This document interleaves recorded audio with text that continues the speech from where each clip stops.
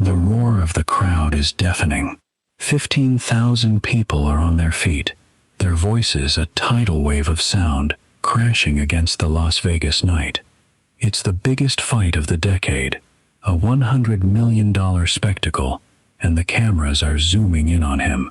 He's the Olympic hero, the golden boy, the man with the $1 million smile. He raises a gloved hand to the sky, his eyes blazing with a fire that says, "I am invincible." But if you were watching closely that night, if you could see past the bright lights and the shiny veneer, you would have noticed something else, a flicker of doubt, the ghost of a secret. Because the man standing in the center of that ring, poised to defy the world, was not just Sugar Ray Leonard, the undefeated champion. He was Ray Charles Leonard, the shy, poor kid from the wrong side of the tracks. He was a man hiding a secret so painful, so shameful, that he had kept it buried for 30 years. He was an addict in the early stages of recovery, a husband plagued by demons, and a son desperate to save his dying father.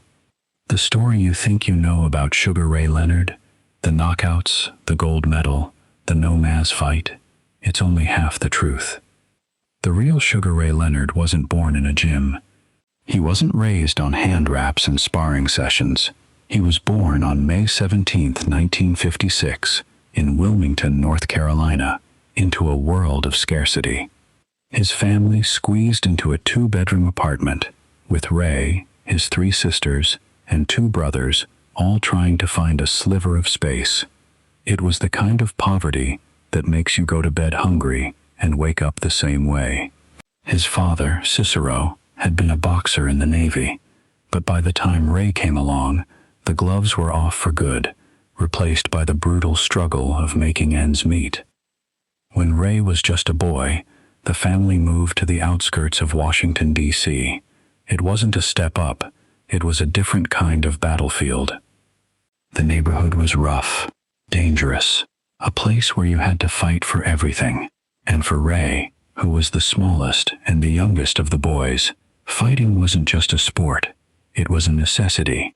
He'd challenge his older brothers to scraps in the backyard, and somehow, against all logic, the little guy would always find a way to win. It wasn't about brute force. It was about heart, about a refusal to stay down. But here's the first crack in the shiny armor. Ray didn't fight because he was tough. He fought because he was terrified. He was so cripplingly shy that he could barely speak to strangers. His brother Roger saw this, saw the boy disappearing into himself, and decided to drag him to a local boxing gym.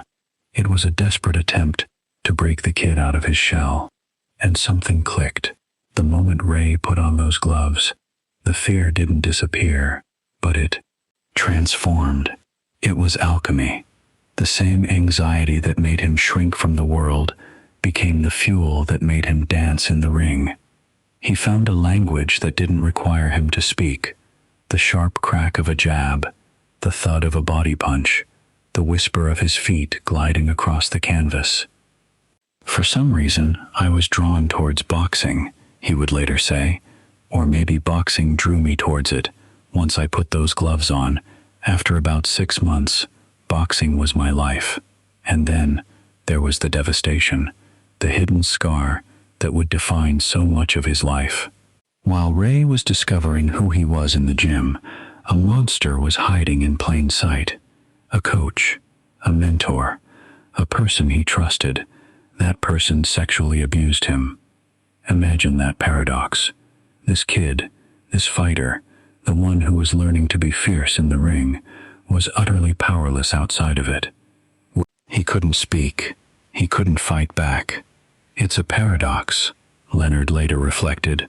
I'm a fighter, but yet, I'm so fearful.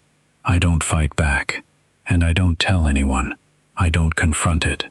He swallowed the secret, choked it down, and let it fester in the dark.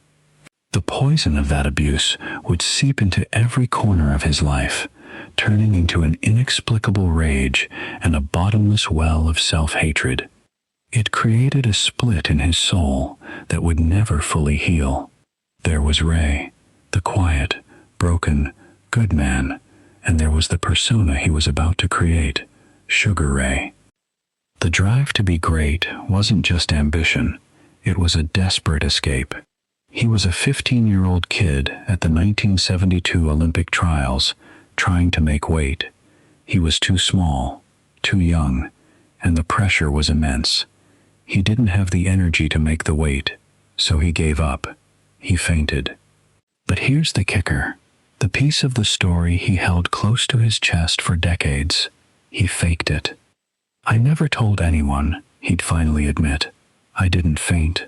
I faked it. I just felt that it was almost inhuman for me to make that weight. I quit. I gave up." That shame could have ended it right there. It would have been so easy to just walk away. But he didn't. He went back. And in that moment of his greatest humiliation, he met the man who would give him a new identity. A coach, named Sergeant Thomas Johnson, saw the raw, broken talent in front of him and rechristened him Sugar Ray, after the legendary Sugar Ray Robinson. It was a name that carried the weight of history, an impossible standard. But Ray didn't run from it. He devoured it. He studied the old Sugar Ray's fights until the moves became his own. He was no longer just Ray Leonard. He was a vessel for greatness. By 1976, he was ready.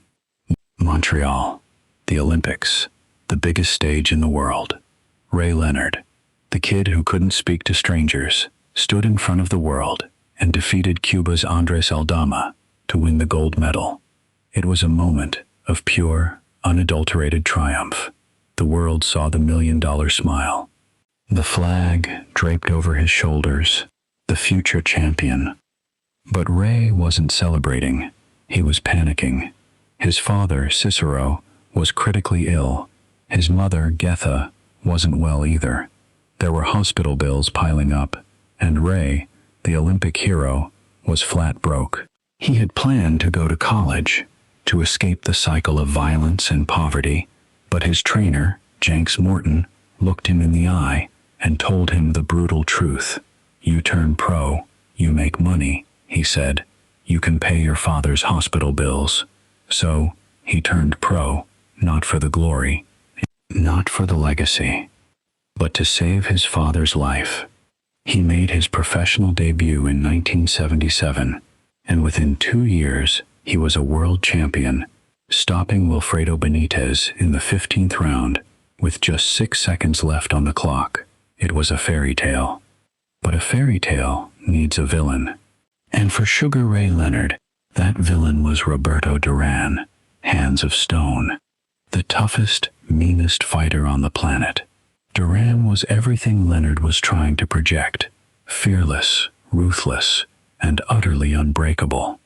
When they met in the ring in June 1980, Leonard made a critical mistake. He let his ego get in the way. Instead of using his speed and skill, he decided to brawl with the brawler. He wanted to prove he could beat Duran at his own game.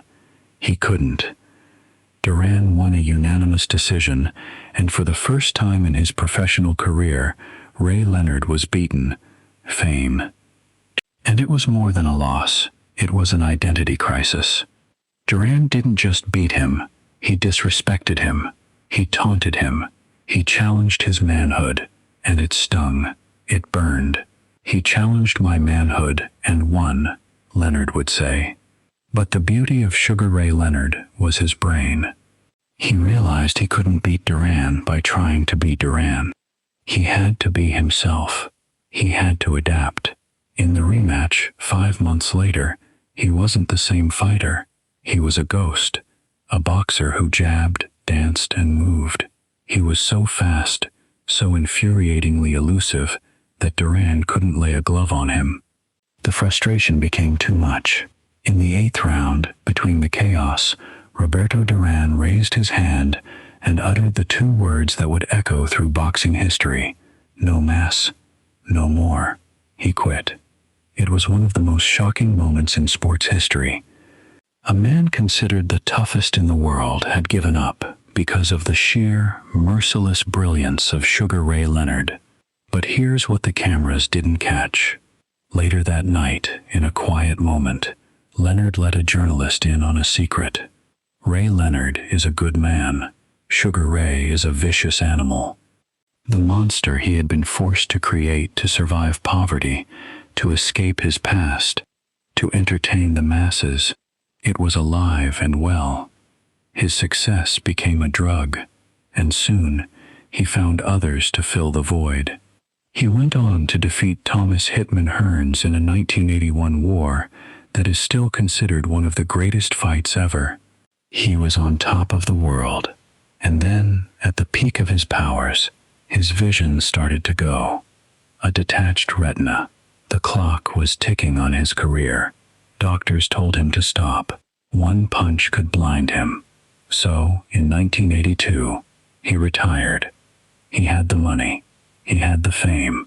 But he didn't have peace. Without boxing to channel the chaos inside him, the vicious animal turned inward. He became a cokehead. For the first few years of his retirement, he was a high-functioning addict. He had money to burn, the Hollywood lifestyle, and a circle of friends who loved to party. It was the cool thing to do, the Hollywood thing, he'd admit. He was snorting cocaine regularly. He was drinking heavily. He was cheating on his wife Juanita. He had become everything he was trying to escape. "I always knew I had a problem," he said, "just never admitted it to myself. I never believed it. That's deadly." By 1984, he attempted a comeback. It was an embarrassment. He didn't have it anymore. He retired again, more humiliated than ever. But the boxing world had changed. A new king sat on the throne, marvelous Marvin Hagler, the middleweight champion, the most feared man on the planet. He had been undefeated for 11 years. He was a monster.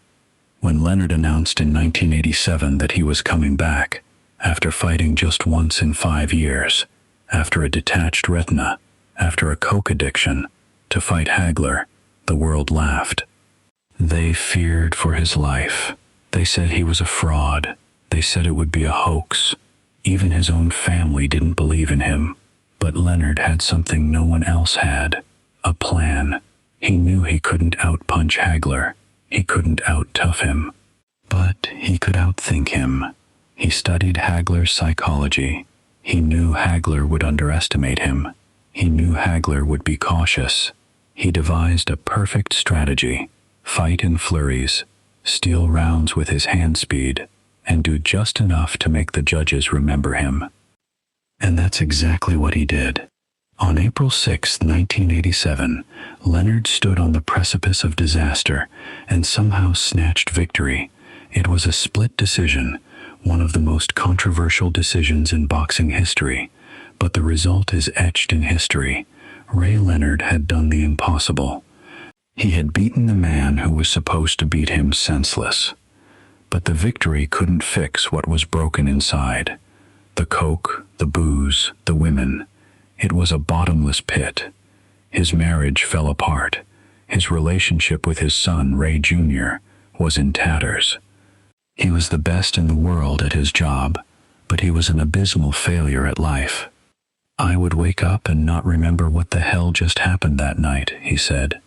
He was a slave to the applause, a prisoner of the persona. He kept fighting, past his prime. He lost to Terry Norris. He was humiliated by Hector Camacho. He was a ghost of his former self, a once great champion who didn't know when to quit. It was a sad spectacle. It was the echo of a man who could only escape the noise in his head by getting punched in the face. So how does this story end? It ends in a quiet room, not with the roar of a crowd, but with a whisper. It ends with Ray Leonard facing himself. In the late 2000s, the man who had been fighting his entire life finally surrendered. He quit drinking. He went to therapy, and for the first time he told the world about the sexual abuse, about the shame, about the secrets that had driven his entire life. He realized he wasn't just a boxer. He was a man who had been turned into a symbol by the world, but inside, he was just Ray. There was a part of me that's Ray Leonard, that's a good man, that's an honest man, he explained.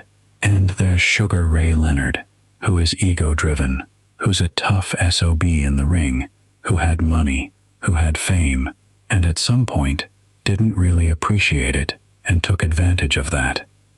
Sugar Ray Leonard is one of the greatest fighters who ever lived. He is a 5-division world champion, an Olympic gold medalist, and a man who beat the 1980s Mount Rushmore of boxing, Duran, Hearns, and Hagler. But his most brutal opponent was always himself. He was a man who turned his deepest weaknesses into his greatest weapons. He used the chip on his shoulder to build a fortune and a legacy. And in the end, in retirement, he finally found a way to win the only fight that ever really mattered, the fight for his own soul.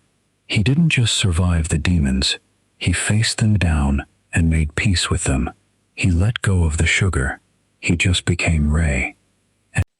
And as he looks back on the man he was, the man who was so broken he had to build a fortress, he can finally admit to himself what the rest of us have always known, that in between the stinging jabs and the blinding flashbulbs of a million cameras, the most beautiful thing Ray Leonard ever did was learn how to be human.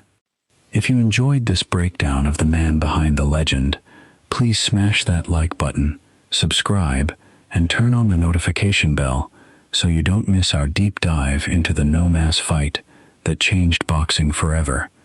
And let me know in the comments below, do you think Sugar Ray actually beat Hagler?